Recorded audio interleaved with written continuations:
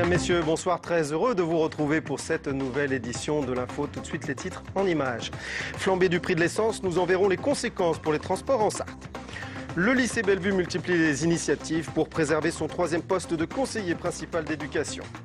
Basket, direction la Chine pour les jeunes pousses du lycée Sud qui participent au championnat du monde scolaire. Mon invité, Jean-Louis Prigent, vice-président de Le Mans Métropole, pour évoquer le projet du boulevard Nature qui vient de recevoir une aide substantielle de la région.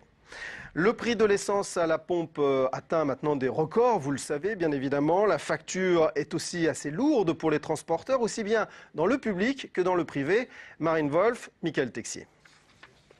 C'est presque devenu une obsession pour Pascal Trubert. Plusieurs fois par jour, il scrute les cours du pétrole, en hausse constante depuis un an. Pour sa société de transports spéciaux, le gasoil représente 30% de ses dépenses. Alors l'envolée des prix à la pompe, ce sont des coûts supplémentaires. Entre un mois de février 2010 et un mois de février 2011, pour nos 55 camions, il nous a fallu 37 000 € de gasoil en plus. Voilà ce que représente pour un mois la hausse de gasoil. Sa société compte 85 salariés, une cinquantaine de véhicules, avec des réservoirs de 600 à 1200 litres. Alors leur matière première, qu'est le gasoil, il en consomme beaucoup. C'est 2 500 000 litres par an en gasoil, et comme en 2010 le gasoil était près d'1 € le litre, c'était aussi à peu près 2 500 000 € de gasoil sur une année, sachant que cette année, là, avec les hausses, on approchera les 3 millions. Pour faire face, seule solution, répercuter le prix à leurs clients. C'est même une obligation légale depuis 2003, une répercussion qui ne couvre que 50% de la hausse.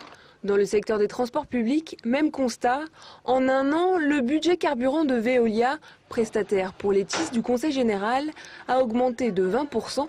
Donc là aussi, il y a répercussion. C'est une revalorisation de notre marché que l'on a avec le Conseil général dans le cadre de la délégation de services publics.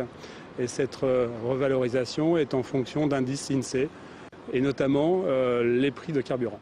Malgré la hausse du prix du carburant, le Conseil général a décidé de ne pas augmenter les tarifs des billets. Il jongle donc avec les budgets. Dans le cadre de l'optimisation des transports scolaires et de la révision des circuits, nous avons réussi à faire des économies aux alentours d'1,3 million €. Donc ça permet aussi, ces économies-là, de compenser. Pour la centaine de sociétés de transport routier en Sarthe, la situation n'est pas prête de s'améliorer. Le prix du carburant continue de monter chaque jour.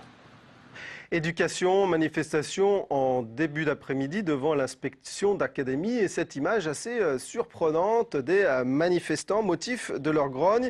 Il n'y aura plus qu'un seul principal pour diriger 2 collèges des quartiers sud du Mans, les Sources et le Ronceret, et ce à partir de la rentrée prochaine. Alors, les suppressions de postes dans l'éducation nationale continuent toujours à mobiliser. Au lycée Bellevue, par exemple, c'est au centre-ville du Mans. Au lycée Bellevue, on se bat depuis 15 jours déjà pour protester contre la suppression d'un de ces 3 postes de conseillers principaux d'éducation, les CPE. Michael Texier. 2 en 1, un freeze pour faire le buzz et une manifestation pour dire non. C'était cet après-midi, place de la République, la dernière action en date pour protester contre la suppression d'un poste de CPE au lycée Bellevue du Mans. Hier soir, parents d'élèves, personnels et lycéens avaient planté leur tente devant l'établissement qui compte aujourd'hui 3 conseillers principaux d'éducation. Il n'y en aura plus que 2 à la rentrée pour 1100 élèves et un internat de 130. On ne sait pas ce qu'on va faire, on se demande si on ne va pas fermer l'internat. Alors fermer l'internat, ça veut dire ne plus donner accès à des filières artistiques, parce qu'on est un des seuls établissements dans le coin à faire ce type de filière. En cause, les priorités du rectorat de Nantes. Le poste de Bellevue sera attribué à un lycée de Loire-Atlantique. À moyen constant, l'éducation nationale joue aux chaises musicales. Toute la question, c'est de travailler l'organisation de services pour permettre le bon fonctionnement et de la vie scolaire, j'allais dire pendant le jour scolaire, et de l'internat. On va regarder aussi comment on peut renforcer l'équipe de vie scolaire avec les assistants d'éducation qui ont un rôle tout à fait essentiel. Une solution qui n'est pas pour plaire aux parents d'élèves. Ça m'inquiète. Moi, je pense que des adolescents ont besoin d'un encadrement, d'un suivi éducatif, de qualité. Et je pense qu'il n'y a qu'un CPE formé qui peut assurer ce service-là. Étonnant message envoyé par l'administration, puisque cette suppression de poste intervient 15 jours seulement après que la région a annoncé une vague d'investissement dans la construction de places d'internat au Mans. Fait divers, plusieurs incendies ont eu lieu dans la Sarthe dans les dernières 24 heures. À Clermont-Créant, où un poulailler a été détruit, occasionnant la mort de 4300 poussins. À Moncé-en-Belin, où la toiture d'un pavillon a pris feu. À Mont-Saint-Jean, près de Sillé-le-Guillaume, où entre 6 et 8000 mètres carrés de sous-bois sont partis en fumée. Alors attention, soyez prudents car la sécheresse guette. Plusieurs départements ont d'ailleurs déjà pris des mesures de restriction d'eau et la préfecture de la Sarthe tiendra une réunion à ce sujet vendredi prochain. Fait divers toujours et on en sait davantage sur le cambriolage subi par le Castorama de la zone nord. C'était dans la nuit de jeudi à vendredi. C'est la première des actus réunies par Gaël Pignolet. 80 000 €, c'est le montant important du préjudice subi par le magasin de bricolage. Les cambrioleurs ont dérobé pour 25 000 € de matériel et causé 55 000 € de dégradation. Les caméras de LMTV suivaient alors une équipe de police-secours appelée sur les lieux. Difficile de passer à côté. Ce phare gonflable haut de 10 mètres symbolise la Vendée et il a investi la place de la République jusqu'à samedi. Question, cette promotion touristique est-elle devenue nécessaire après les ravages de la tempête Xynthia ? Certes, Xynthia a fait l'objet d'une forte médiatisation, c'est encore un peu le cas aujourd'hui, mais l'impact même sur l'activité touristique a été quasiment négligeable. Donc non, on n'est pas sur cette logique-là, on n'est pas sur un esprit de reconquête, mais de rencontre, d'échange avec cette clientèle qui vient chez nous. La pièce pèse 8 tonnes. Il s'agit de l'un des 2 moteurs du système de chauffage de la percée centrale, un ensemble de 1800 logements situés au centre-ville du Mans. Ce système fonctionne par cogénération, c'est-à-dire qu'il produit de la chaleur pour les appartements et de l'électricité revendue à EDF. Il doit être révisé et l'opération durera jusqu'à la fin de l'été. C'est le trophée du jour, la signature d'un joueur du Mans FC sur chaussures ou bien sur poster. Pas moins de 300 jeunes étaient à l'abbaye de l'Épau cet après-midi pour le coup d'envoi de l'opération des pros dans ton club. Des joueurs professionnels donc qui viendront entraîner par deux les jeunes de 16 clubs amateurs de la Sarthe. Ce sera le 25 mai prochain. C'est l'heure maintenant d'accueillir mon invité, Jean-Louis Prigent, bonsoir. Bonsoir. Alors, vous êtes vice-président de Le Mans Métropole, vous êtes un élu vert. On va évoquer ensemble le boulevard Nature, un projet dont vous êtes l'un des initiateurs et qui vient de recevoir une aide conséquente de la région. La commission permanente, qui est un peu l'organe exécutif de la région, a voté une aide de près de 770 000 €. Alors, on en parle depuis assez longtemps de ce boulevard Nature. Les Parisiens connaissent la coulée verte. Est-ce que le boulevard Nature, ce sera la coulée verte des Manceaux ? Boulevard Nature est une idée qu'on a eue il y a 7-8 ans maintenant, au début du précédent mandat, constatant que des chemins de randonnée existaient pour des randonneurs à pied, pour des vététistes, voire pour des cavaliers, mais que tous ces chemins-là étaient relativement peu accessibles aux familles, c'est-à-dire aux personnes avec des poussettes, des fauteuils roulants, voire des personnes qui marchent un peu moins bien que les autres, avec des cannes, etc.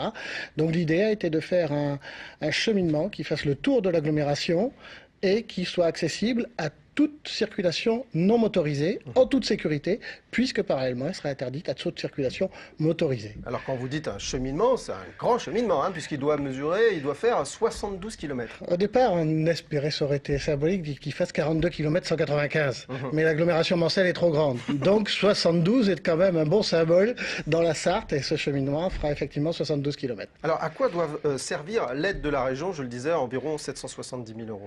Le boulevard Nature est un projet qu'on a estimé au départ à environ 12 millions d'euros. Et donc c'est un projet de longue haleine, nécessitant beaucoup d'acquisitions foncières et un traitement particulier des sols pour qu'ils soient extrêmement roulants, notamment pour des poussettes par exemple, et certains ouvrages d'art importants, comme un passage souterrain sous la route de Laval, un autre sous la route de Paris à Ivry-l'Évêque, à côté de Luynes, un autre projet qui est dans les cartons depuis longtemps et qui va se réaliser grâce au boulevard Nature, c'est la passerelle Saint-Georges qui reliera les rives droite et gauche de la Sarthe au niveau du Petit Saint-Georges. Donc tout ça nécessite quand même des fonds, et au fur et à mesure, donc nous avons déjà il faut pas croire que le projet n'avance pas. Au fur et à mesure, la métropole acquiert des terrains pour constituer. Voilà. Alors, parce que une partie de ce boulevard Nature existe déjà. On peut en citer quelques tronçons. Oui, voilà. Le premier tronçon qui est terminé, il va du port d'Arnage jusqu'au Pont Rouge à Alonne, jusqu'à l'île du Pont Rouge. là où débouchera la future passerelle sur la Sarthe. Un autre tronçon est en cours de finition sur les terrains environ de l'Arche de la Nature. Ça déborde un peu de l'Arche de la Nature vers Ivry-l'Évêque et jusqu'à la route de Parigné, au niveau du rond-point de la route de Parigné. Un autre tronçon est à l'étude actuellement, carrément dans la cité Plantagenet, parce que ce boulevard Nature va relier l'ensemble des points remarquables de l'agglomération. Oui, alors c'est ça, ce sera aussi un argument touristique. Bien sûr. Et puis une manière peut-être pour les Manceaux de mieux connaître leur ville. C'est aussi une manière de dédensifier un peu cette ville. On a toujours l'impression qu'il manque un peu des espaces verts, Arche de la Nature mise à part. C'est un cheminement de loisirs. Hein. Oui. C'est fait vraiment pour du loisir en famille. Ceci dit, il y a déjà, comme je suis à la commission des sports, nous étions aujourd'hui avec le MUC et le LSB en visite avec la commission des sports, des sportifs nous ont déjà demandé de pouvoir utiliser le boulevard Nature quand il sera fini, par exemple pour des super marathons, par exemple pour des compétitions de marche ou de vélo. Donc c'est au-delà d'un cheminement, c'est un concept, puisque ça va aussi desservir tout ce qui peut être hébergement, gîtes ruraux, vente directe à la ferme, etc. Alors, vous disiez quand il sera fini. Quand est-ce qu'il sera fini, justement, ce boulevard Nature? Si je vous donne un délai maintenant, je vais vous mentir. Au départ, mon ambition, et donc avec le maire du Mans, président de la métropole, d'ailleurs, puisque c'est un projet de Le Mans Métropole. Donc, on se disait, ça sera un projet à 10 ans. C'était il y a 6 ou 7 ans. On sait très bien que dans 3 ans, il ne sera pas fini. Ça va plus vite maintenant. Vous allez voir apparaître, par exemple, d'ici la fin de l'année, la signalétique propre.